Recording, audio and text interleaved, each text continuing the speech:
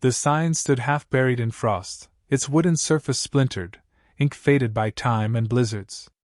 It read, crudely etched in 4 languages, including Galactic Standard. Warning, Hunter Zone, no entry after dusk. Trespassers will not be recovered. Lieutenant Ralvik snorted, flicking his translator off. Quaint. You'd think a death world would post at least a laser turret. His boots crunched across the snow as he stepped past the boundary, his armor humming faintly with the cold. Behind him, 3 other scouts followed, less confident but unwilling to look hesitant under his command. High above, Earth's dull winter sun hung low. Shadows stretched long, clawing at the snow like black fingers. "Let's make this quick," said Captain Iora Thren, older, quieter, visor dimmed against the sun glare. "The humans locked down this zone after their last planetary war. No public records on what's inside." Ralvik grinned, fang-toothed and fearless. "Exactly why we're here, isn't it? Prove Earth's just another rock with bones and bravado." The squad's camera drone hovered overhead, transmitting live footage to the orbiting carrier Gleaming Dawn. Across sectors, curious cadets tuned in to watch Earth, the so-called crucible of chaos, mocked by a young scout armed with tech Earth never dreamed of. But Earth wasn't dreaming. Earth remembered. They trekked through the edge of the forest, trees towering like ancient sentinels. Each trunk bore gouges, ragged and uneven, as if something massive had tested its claws on them. The scout behind Ralvik, Varric, paused to scan. "Unknown origin," he muttered. "Claw length exceeds Terran apex predators. Bone deep scoring. No heat signature." Ralvik waved him off. "Wind erosion. Probably ceremonial. You know how humans love their drama." But Iora frowned. "Wind doesn't leave symmetrical claw tracks." Further in, they discovered ruins, old human military stations, collapsed from age or force. Their scanners failed to penetrate the ice-glazed walls. Iora knelt, brushing aside snow to reveal a rusted plate. "Borealis Watch, Unit 06, Omega Containment." She froze. "Ralvik! We need to turn back," he scoffed, unslinging his particle rifle. "Omega? That's myth. Council propaganda. This is just cold and echoes." "No," she said slowly. "Omega protocols weren't myths. They were Earth's last resort." Behind them, a deep click echoed from the woods. Not mechanical. Not avian. Something imitated speech, poorly. Ralvik spun. "Varric?" Silence. Then, a scream. Short. Muffled. Gone. Ralvik bolted toward where Varric had stood. His helmet lay on the snow, still lit, recording. But there was nothing else. No blood. No drag marks. No scent trail. The feed replayed on his HUD. One frame showed Varric glancing left. The next showed his feet lifting off the ground, upward. Then static. Ralvik froze. "Iora, how high does this forest canopy reach?" She didn't answer. She was scanning the tree line. "Ralvik, do you see it?" He followed her gaze. Something was there. Not visible, but present. Leaves moved without wind. Bark shivered on untouched trunks.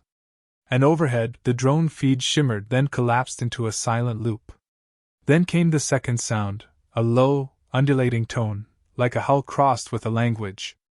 It didn't vibrate through the air. It bypassed their helmets and pressed directly against their minds. Ralvik gritted his teeth. "Signal jamming?" Iora's voice was hoarse. "Not tech. That's mimicry. It's copying us." Ralvik blinked. "It's what?"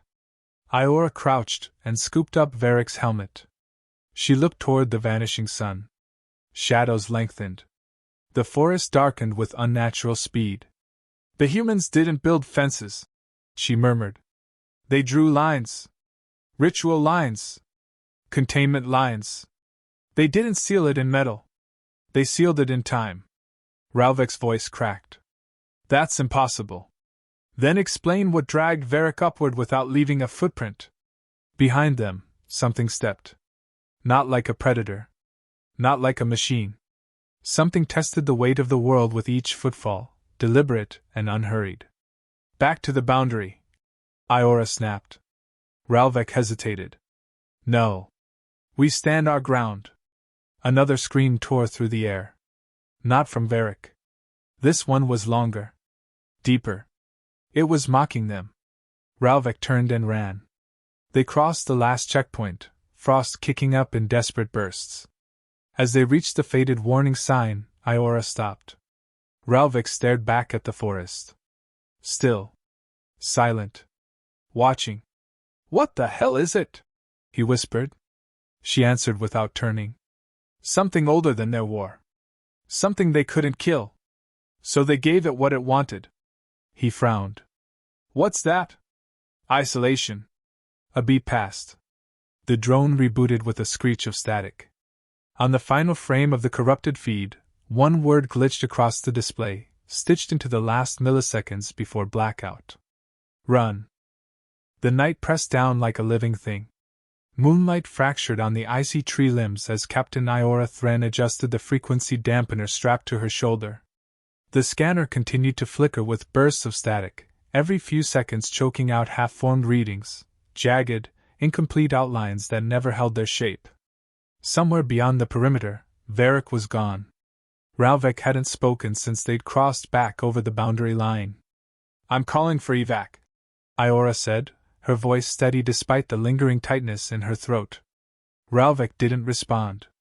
His eyes were fixed on the tree line, one hand clenched around the deactivated particle rifle, the other tapping his knee in a silent rhythm. 1, 2, 3, then a pause. 1, 2, 3. The rhythm was too clean. Too forced. Iora crouched beside the comms kit, coaxing a stronger signal from the portable uplink. Scout Unit Beshfor to Command Vessel Gleaming Dawn. Priority 1 recall. Life form anomaly encountered. Repeat, life form anomaly encountered. Varric down, presumed lost. Only static answered.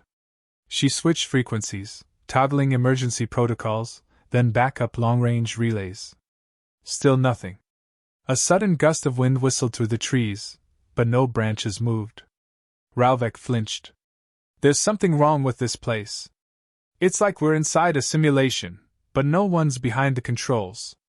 No simulation, Iora muttered. This is Earth. The real one.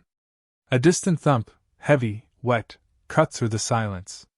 The scouts snapped to attention. Iora drew her sidearm. The noise repeated, closer this time. Rhythmic. Measured. Not the sound of pursuit, but approach. Ralvek finally found his voice. That's not it moving. Iora gave him a sharp look. Explain. He shook his head. It's walking, but not chasing us. It knows we're here. It's just showing itself. Why? He exhaled slowly, as if answering hurt. To remind us it doesn't need to hunt. The sound stopped. Silence returned, so absolute it felt staged. Iora activated her heat vision overlay. The forest glowed with subtle warmth, animal nests buried under snowbanks, sap veins pulsing in the trees. But scattered between them were dead zones, spaces where heat should exist, but didn't. Like something had carved absence into the world. Ralvek finally turned to face her. This isn't some rogue Earth creature. This is design. She studied him. You're saying it's engineered? No, he said softly. I'm saying it's remembering.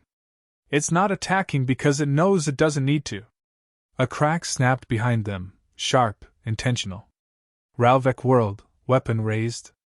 But nothing emerged. Only a narrow trail of boot prints. Fresh. Human. Iora frowned. These weren't here before. Ralvek scowled. Survivors from a past containment team? She knelt and studied the prints. Too clean. Too deliberate. Like they're meant to be followed. Against every protocol in her command training, Iora stood and gestured forward. We follow them. Ralvek hesitated, then fell in beside her. We're walking into a trap. I know, she said, stepping forward anyway. But it's our trap now. The path twisted deeper into the woods. The trees grew denser, branches curving unnaturally as if shying away from something they could sense. Every breath frosted in the air, falling too slowly, like the atmosphere resisted movement. And then they saw it. A bunker, half swallowed by the roots of a massive pine. Its reinforced door was ajar, rust-streaked and creaking with every breeze that wasn't. Ralvek approached first, his flashlight cutting through the gloom. Inside, consoles blinked faintly. Emergency power. A generator hummed low, like a heartbeat trapped beneath the earth. But the bunker wasn't abandoned. A data core sat in the center, still intact, still recording. And next to it, a blood-streaked datapad rested atop a sealed crate. Iora tapped it. The recording began. Omega protocols initiated. Final entry. We didn't kill them. We couldn't. We lured them here instead. Let Earth contain what the galaxy won't. If you're hearing this, you've already made a mistake. Ralvik stepped back as if burned. They didn't fight the last war to win. They fought it to bury something. Suddenly, a low thrum echoed beneath the floor, like metal resonating with distant thunder. Iora's voice dropped. We need to leave. Now. But before they could move, the bunker's outer lights died. Then came a whisper, not a sound, but a thought sliding across their minds like ice. It repeated one word. Remember. The bunker's silence was suffocating. After the whisper faded, no sound returned. Not wind. Not machines. Not breath. It was as if the world outside the reinforced walls had stopped to listen. Inside, only the soft whir of the data core remained, a mechanical heartbeat in a place that felt freshly abandoned, though the blood on the console was already drying. Ralvek moved first, pacing, his armor joints twitching with every silent step. It spoke, he said, voice brittle. I don't care what protocol says, nothing with a throat that can't be scanned should speak. Iora stood at the console, eyes locked on the terminal's flickering interface. It didn't speak, Ralvek. It remembered into us. That wasn't communication. It was recognition. He turned sharply. Of what? Of itself. Of us. Of this place. She pressed a sequence on the console. A wall-mounted screen buzzed to life, grainy video clips playing across it, Earth soldiers dragging cages, strange creatures inside them half hidden by tarp and shadow. This is where they brought them, she whispered. Not to destroy. To trap. To wait. Ralvik leaned over the recording. Why trap them at all? Why not use orbital strikes, biodissolvers, black hole rounds, anything? They tried, Iora said quietly. They built Omega-class predators to win a war that no longer had rules. And when they realized they couldn't control them, she gestured at the footage. They did the one thing no alien council expected. Ralvik finished the sentence, almost reverently. They buried their victory. A new clip flickered on. A human commander stared into the camera, blood smeared across his brow. His voice shook with exhaustion. To anyone who finds this, don't open the vault. Don't seek control. They don't recognize kings, gods, or chains. They remember species. They remember wars. And they only know one law, not of Earth? Not alive. Ralvik staggered back. We're the bait. Iora nodded. And they're not hunting anymore. They're reclaiming. Suddenly, the bunker lights surged, then dimmed. Emergency power was failing. Ralvik moved to the doorway, peering into the dark. We can't stay. If the backup dies, we're trapped without comms, light, or heat. Iora disconnected the data core, slinging it over her shoulder. Then we go. But not the way we came. He blinked. We're heading deeper? There's a path beneath the bunker, she said. Old access tunnels?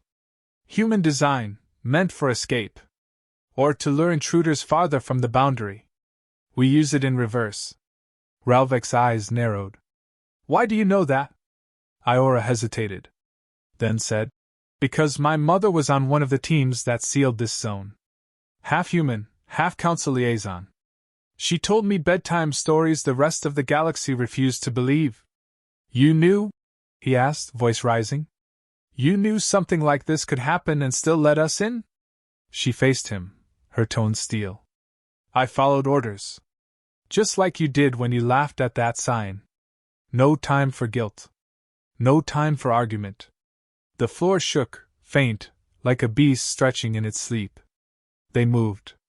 The tunnel beyond the sublevel was narrow, choked with frost and overgrown by ice-veined vines, unnatural flora that thrived without sun. The walls pulsed faintly, like old circuitry still waiting for a command. Along the path were crude markings, symbols painted in charcoal black streaks. Warnings. Perhaps prayers. They descended into a lower chamber, where a vault door stood halfway open. Beyond it, nothing but black. Then a flicker. A figure moved within the dark, tall, hunched, armored not in metal, but in bone. Ralvek raised his rifle. The figure did not react. Iora held up a hand. Wait. The figure turned slowly, revealing a face, not bestial, but human. Scarred. Weathered. Alive. You shouldn't be here, the man said, voice a gravel rasp. This zone is not for you. Ralvek stepped forward, stunned. You're from Earth? The man nodded once. Caretaker. Last of the warden line. I keep them inside. They? Ralvek asked. They, the man said darkly, are Earth's final covenant. Iora stepped forward. They're conscious? Not in the way you think. They remember in patterns, not as thoughts, but instincts etched into biology. They feel species. Yours was an enemy once. And to them, it still is. Ralvek's voice broke slightly. Why keep them alive? The warden's eyes burned. Because we made them to end gods. And some gods might return. A silence fell. Then, from above, the sound of tearing steel. One of the upper bulkheads had failed. A deep howl echoed downward, thick with hunger and recognition. The warden stepped back into the vault. Follow me or die in the echo. Ralvek glanced once at Iora. I'll take a vault over extinction. They plunged into the black behind him. The last thing Ralvek saw as the door sealed was a mural carved into the wall, Earth, surrounded not by stars, but by bones. The vault sealed behind them with a sound like the world exhaling its last breath. Ralvek blinked, eyes struggling to adjust to the phosphorescent glow emanating from the carved walls. It wasn't electrical light, it pulsed with a bioluminescence that made the air feel alive, like the stone remembered the war that shaped it.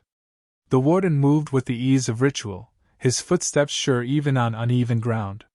His armor, stitched from the skeletal plates of some long-dead behemoth, clicked faintly with each step. How deep does this tunnel run? Ralvek asked, voice low. Far enough, the warden replied, never turning. Deeper than scanners reach. Past where memory fades and the oldest instincts sleep. Iora kept pace beside Ralvek. Her expression had hardened, not with fear, but with understanding. You've kept this place hidden for generations, she said. Why now? Why show us this? The warden stopped. The corridor ahead widened into a chamber etched with glyphs, human and alien alike, fused into a mural of suffering and silence. Because you weren't supposed to survive long enough to ask. Ralvek stiffened. That a threat? No. The warden gestured to the mural. It's a failure. Yours and mine. They were never supposed to wake again. Iora stepped forward. The glyphs shifted subtly in the glow, almost appearing to move as she approached. Then what disturbed them? The warden turned toward her, eyes like cracked obsidian. The treaty. The probes. The satellites. Every scan, every trespass, it echoed through the bones beneath this zone like thunder through a graveyard. Ralvek looked back toward the sealed vault. We didn't mean to wake them. They don't care about intentions, the warden said. They care about blood. Memory. Territory. You crossed a line drawn in extinction. A tremor rumbled through the chamber. Dust fell from the ceiling.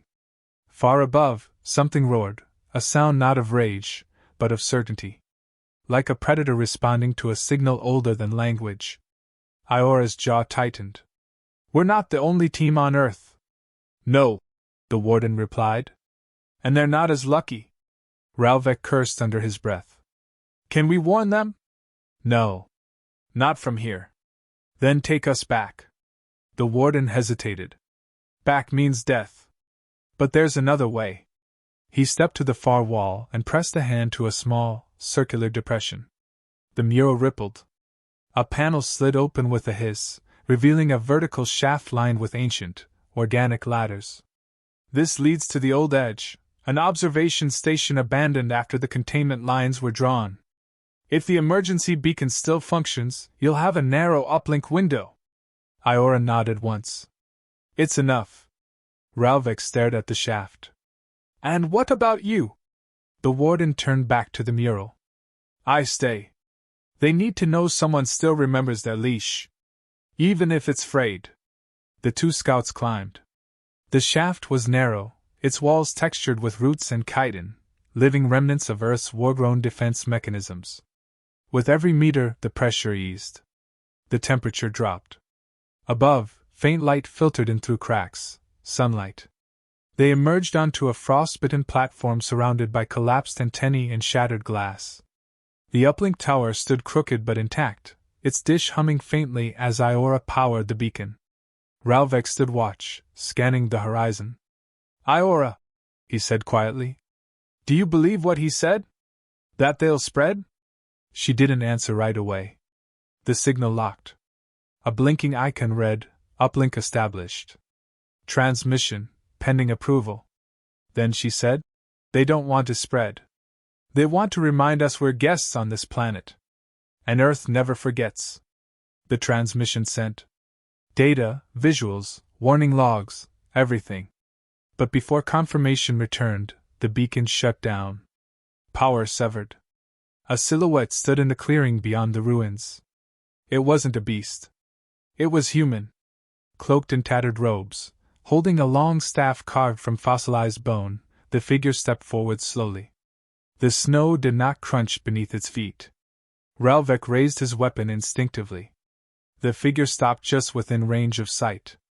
Iora whispered, I've seen images, ancient Terran elite, bred for containment duty. The figure raised a hand. Then, without sound, pointed to the sky. Ralvek looked up. A carrier, not theirs, descended in the distance. Council markings. Reinforcements. Unauthorized. Curious. Naive. Ralvek's mouth went dry. They'll land in a hunter zone. The robed figure nodded once, and disappeared into the trees. Iora spoke calmly. We warned them. Let the record show Earth tried. In the distance, a scream rose, not of fear, but of recognition. And then a second. And a third. The forest began to howl. Ralvek stepped beside Iora, watching the carrier lower. They're too late, he said.